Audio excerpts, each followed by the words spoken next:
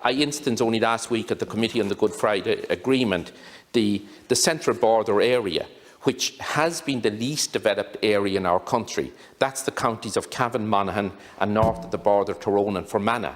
Our 4 counties, if we want to take that unit, are very heavily dependent on 3 particular sectors of the economy: the agri-food sector, construction products and engineering sectors.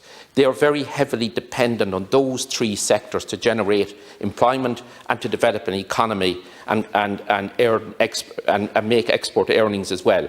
Could I also say that those sectors are most heavily dependent on the Northern Ireland and British market as well. So if there is an imposition in tariffs on products from those sectors going to Britain, to our primary market, it will create huge problems in regard to the viability of those enterprises and those enterprises remaining competitive.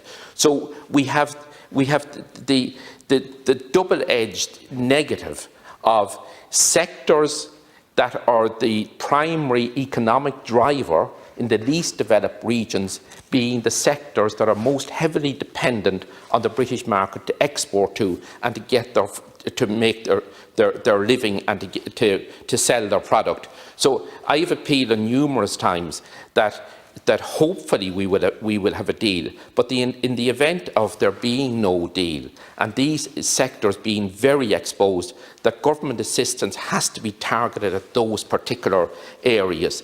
There's a huge interdependence in the border economy, north and south.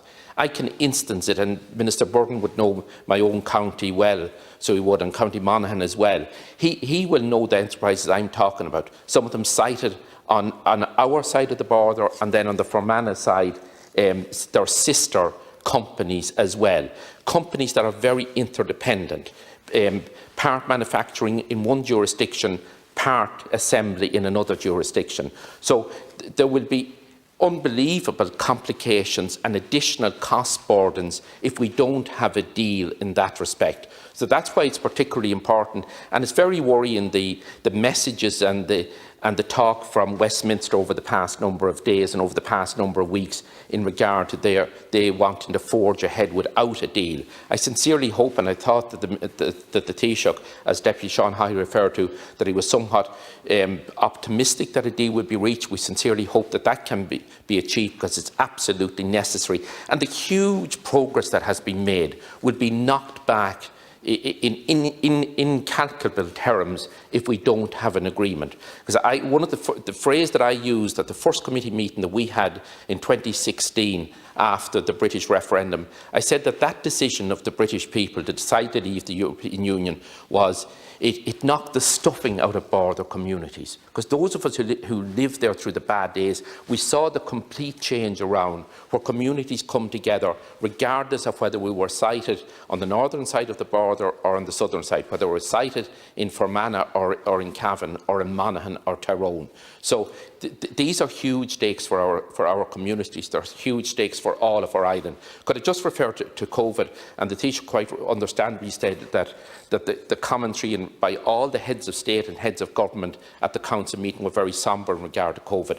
I have said on many occasions in this chamber that we need an all-Ireland approach to dealing with this pandemic, where when we need the restrictions to be as comparable both north and south, and similarly that those restrictions and those measures are implemented in a similar way as well.